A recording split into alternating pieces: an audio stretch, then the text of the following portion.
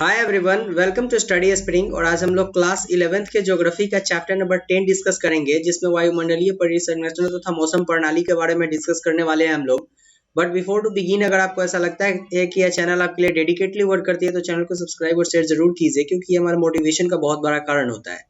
अगर सबसे पहले हम आएंगे इस चैप्टर के ऊपर, तो एक चीज यहाँ पे क्लियर किया गया हुआ है कि वायु गर्म होने पे ऊपर उठती है। मैं क्लास 6 से ये बातें आपको बताते चल रहा हूँ कि वायु जैसे जैसे गर्म होगी ये ऊपर उठेगी और यहाँ पे ठंडी वायु आएगी। ये वायु जो है वो अपने साथ बादलों का निर्माण करेगी और फिर वर्षा कराएगी। ये सारे चीज होती है। और वायु कभी भी न्यून दाब वाले क्षेत्रों में प्रवाहित होती है, मतलब उच्च दाब से जो है वो निम्न दाब वाले एरिया में आती है। और जैसे ही वायु गर्म होती है, यहाँ का वायु ऊपर उठता है और निम्न दाब का क्षेत्र बनता है, और उच्च दाब वाले वायु यहाँ पे आती है जो ठंडी होती है। और इस तरीके से हवाएं चलती है, साथ में वर्षा का भी यही सबसे बड़ा रीजन होता है। और इसके बाद अगर क्षैतिज गतिमान वायु जो होती है उसको हम लोग पवन के रूप में जानते हैं। ये सारी चीजें आप लोगों ने पहले से डिस्कस करना है। इसके बाद अगर हम लोग देखें तो यही ऊपर उठती हुई जो आर्द्र वायु होती है, ये तापमान को कम कर जो तापमान कम होता है वो बादल के रूप में, और फिर वो वर्षा कराती है इस जगह पे जहाँ पे ये ठंडी हवाएं आएगी। ये सारी चीजें हम लोगों ने पहले से डिस्कस कर रखा है। वायुमंडलीय दाब की अगर बात करें तो मध्य समुद्र तल से वायुमंडल की अंतिम सीमा तक एक इकाई क्षेत्रफल के वायु स्तंभ के भार को वायुमंडलीय दाब कहते हैं। और वायुमंडलीय वायु दाब को जो है मापने के लिए इकाई मिलीबार का यूज किया जाता है। ये आपके प्री के फैक्टर्स हो जाएंगे। इकाई मिलीबार साइंस से डायरेक्ट क्वेश्चन पूछे जाएंगे आपसे इसमें। और इसमें इसको मापने के लिए वायु दाब को वायु दाब मापी का यूज किया जाता है, या फिर निर्द्रव बैरोमीटर का यूज किया जाता है। ये आपके प्री के फैक्टर्स हो जाएंगे। और वायुदाब का एक सबसे बड़ा खासियत क्या होता है कि जैसे जैसे ऊंचाई के साथ आप जाते हैं ये वायुदाब घटते जाता है। और इस कारण से जब आप देखिएगा कि पहाड़ पर चढ़ने वाले जो लोग होते हैं उनको श्वास लेने में बहुत ज्यादा कठिनाई होती है, क्योंकि वहां पे वायुदाब जो है वो बहुत कम हो जाती है और सांस लेने के लिए बहुत ज्यादा कस के सांस लेने की जरूरत पड़ती है। इसके बाद अगर हम लोग देखें तो पवनें उच्च दाब क्षेत्र से कम वायु दाब क्षेत्रों की तरफ बहती है। मैं बार बार ये चीजें बता रहा हूँ, शायद आपको ये चीज इसी तरीके से याद हो गई होंगी। और वायु दाब की एक सबसे बड़ी खासियत होती है कि आप तापमान 165 डिग्री मीटर की ऊंचाई पे जाते हैं तो 1 डिग्री तापमान आपको कम दिखाई देगा, लेकिन वायु दाब के लिए आपको केवल 10 मीटर की ऊंचाई पे उठना है और यहाँ पे आपको 1 मिलीबार का तापमान कम दिखाई देगा। ये आपके प्री के फैक्टर्स में आ जाएंगे, प्री में इसको ऐड कर लीजिएगा। इसके बाद अगर हम लोग देखें तो वायुदाब का क्षैतिज वितरण अगर आप देखिएगा तो समदाब रेखा वे रेखाएं होती है जो समुद्र तल से एक समान वायुदाब वाले स्थानों को मिलाती है। मतलब कि समदाब रेखाओं के बारे में सबसे पहले हमें देखना है। तो समदाब रेखाएं वे रेखाएं हैं जो समुद्र तल से एक समान वायुदाब वाले स्थानों को मिलाती है। ये हमारे जो है वो क्या कहलाएगी, तो समदाब रेखा कहलाएगी। और यही समदाब रेखा जो होती है इसी से आगे के आपके चीज क्लियर होते चलेंगी, जो यहाँ पे आपको देखने को मिल जाएगा। विषुवत वृत्त के निकट वायुदाब कम होता है, कहीं एकदम बिल्कुल सही है, ये विषुवत वृत्त होगा। यहाँ पे आपके वायुदाब आपको कम देखने को मिलेगी और इसे विषुवतीय निम्न वायुदाब क्षेत्र बोला जाता है। और 30 डिग्री उत्तरी और 30 डिग्री दक्षिणी अक्षांश, 30 डिग्री इसको मान लीजिए, 30 डिग्री इसको मान लीजिए, ये उत्तरी दक्षिणी अक्षांश। यहाँ पे अक्षांशों के साथ उच्च वायुदाब के क्षेत्र होते हैं। यहाँ पर आपको हाई प्रेशर एरिया देखने को मिल जाएगा और इन्हें हम लोग उपोष्ण उच्च वायुदाब का क्षेत्र बोलते हैं। ये एरिया जो होगा वो उपोष्ण उच्च वायुदाब का क्षेत्र होगा।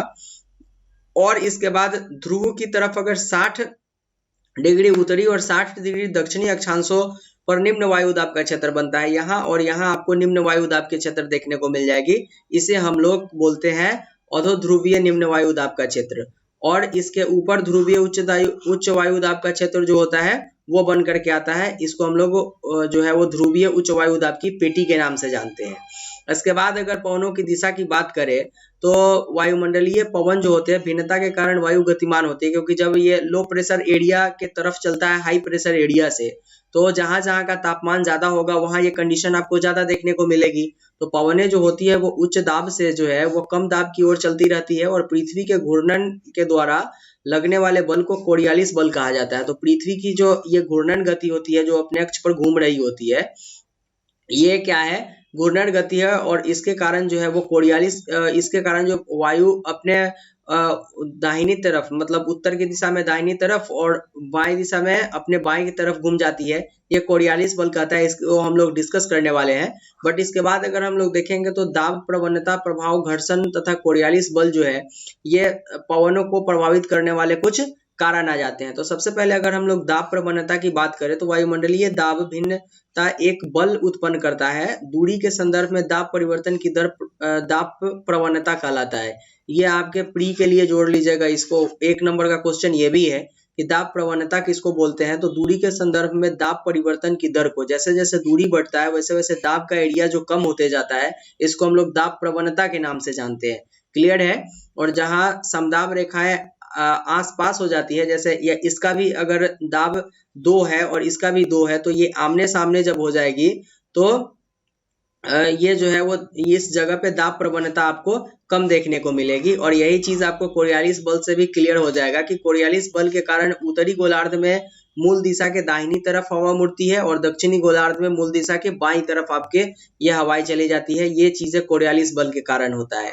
अगर विषुवत पर कोरियालिस बल शून्य होता है, मतलब अगर ये देखिएगा विषुवत, तो यहाँ पे जो कोरियालिस बल होता है ये बिल्कुल शून्य होता है। इसके ऊपर आपको ये सारे चीज देखने को मिल जाएगी। क्लियर है यहाँ तक की बातें। यहाँ से केवल आपके एग्जामिनेशन पॉइंट ऑफ व्यू से रिलेवेंट चीजें ही आपको डिस्कस कराई जा रही हैं।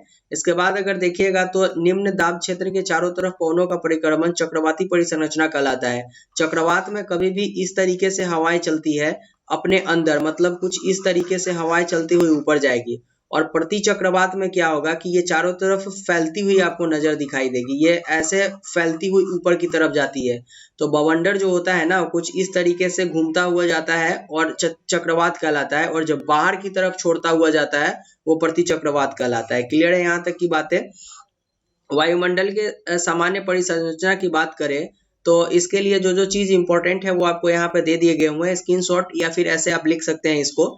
और जो इम्पोर्टेंट है आपके प्री के लिए, वो प्री के लिए ITCZ जोन इम्पोर्टेंट है। यहाँ से क्वेश्चन आ जाता है। तो उच्च सूर्यताप व निम्न वायुदाब होने से अंतर उष्ण कटिबंधीय अभिसरण क्षेत्र जो होता है पर वायु संवहन धाराओं के रूप में ऊपर उठते जाती है, इसको हम लोग ITCZ क्षेत्र के रूप में जानते हैं। यहाँ से ये क्वेश्चंस बनते हैं आपके। इसके बाद यहाँ से एक्चुअली में कोई क्वेश्चन आता नहीं है। बाकी अगर वायुमंडल के लिए सामान्य परिसंरचना जो है वो महासागरों को भी प्रभावित करती है। जैसे जिस जगह का वायुमंडल ज्यादा गर्म होगा वहाँ के महासागरों की गति भी आपको अलग तरीके से दिखाई देगी। वहाँ पे समुद्री समीर का जो है प्रभाव भी आपको बहुत ज्यादा देखने को मिल जाएगा। चीजें क्लियर है। मौसमी पवनों की अगर बात करें तो पवनों के प्रवाह के प्रारूप में भिन्न मौसमों में बदलाव आता है और यह बदलाव अत्यधिक तापमान, दाब एवं वायु दाब के पट्टियों के विस्थापन आदि के कारण होता है। और जब मौसम के अनुसार पवनें चेंज होती है, जो आपके ताप, दाब या वायु दाब के कारण होता है, उस पवन को हम लोग मौसमी पवन बोलते हैं। जैसे गर्मी के दिनों में पछुआ हवा का बहना एक मौसमी पवन का बहुत अच्छा उदाहरण है आपके। स्थानीय पवन की बात करें तो जहाँ पे एक स्थान पे रेगुलर वो पवनें चलती है, जैसे समुद्री समीर जो होता है वो स्थानीय पवन के बहुत अच्छे उदाहरण होते हैं। और इसके बाद अगर देखें तो एक्चुअली में क्या होता है कि दिन के दौरान स्थल भाग समुद्र की अपेक्षा अधिक गर्म होता है और हवाएं ऊपर की ओर उठती है और निम्न दाब का क्षेत्र बनता है और समुद्र उस वक्त ठंडा होता है, तो समुद्र की तरफ से हवाएं जो है वो स्थल की तरफ जाती है और रात में ये कंडीशन बिल्कुल उल्टा हो जाता है। यही चीज जो है कुछ यहाँ पे आपको दर्शाया गया हुआ है और यही समुद्री समीर के रूप में जाना जाता है। क्लियर है यहाँ तक की बातें।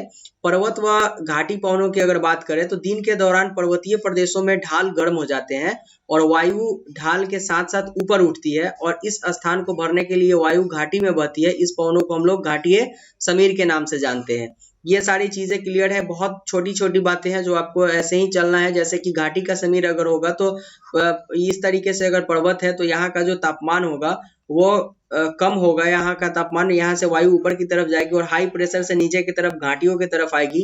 ये आपकी जो पवन होगी वो घाटीय पवन के रूप में जानी जाएगी। वायु राशियों की अगर बात करें हम लोग तो जब वायु किसी सनमार्गी क्षेत्र में पर्याप्त लंबे समय तक रहती है तो उस क्षेत्र के गुणों को धारण कर लेती है और यह समांग क्षेत्र विस्तृत महासागरीय सतह या विस्तृत मैदानी भाग होते हैं।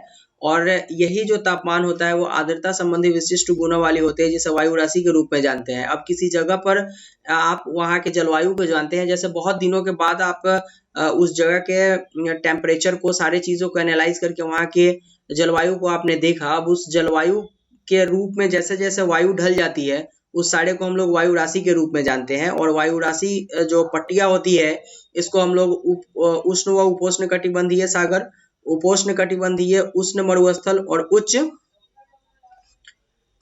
उच्च जो है अक्षांशीय अपेक्षाकृत ठंडे महासागर, उच्च उस अक्षांशीय अति शीत बर्फ अनाच्छादित क्षेत्र आदि में बांटे हुए हैं। ये सारे चीज आपके क्लियर है, इसमें बहुत ज्यादा डिस्कस करने की जरूरत नहीं है और न ही यहाँ से कभी क्वेश्चंस आते हैं।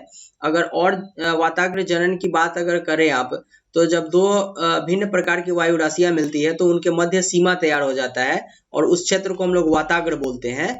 तो जब दो वायु राशि एक दूसरे से के साथ मिलती है इस एरिया को हम लोग वाताग्र बोलेंगे।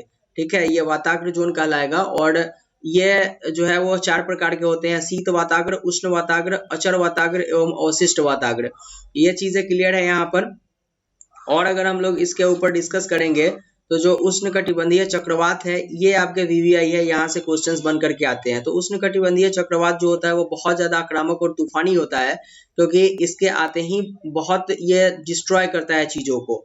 और ये जो है ये इसके हिंद महासागर में चक्रवात जो है, यहाँ से आपके सीधे पीढ़ी से जो क्वेश्चन आते हैं उसको पहले देखिए और वही चीज आपके आएंगे। तो उस अटलांटिक महासागर में जो है ये चक्रवात जो होते हैं वो हरिकेन के नाम से जाने जाते हैं। पश्चिमी प्रशांत और दक्षिणी चीन महासागर में इसको टाइफून के नाम से जाना जाता है। पश्चिमी ऑस्ट्रेलिया में इसको विलीज के नाम से जाना जाता है। ये सीधे होगा, इसको वीवीआई कीजिए, डायरेक्ट एग्जाम में क्वेश्चन यहाँ से आएंगे। इसके बाद जो है तड़ित झंझावात टोर्नेडो से क्वेश्चंस एक आते हैं, वीवीआई है ये।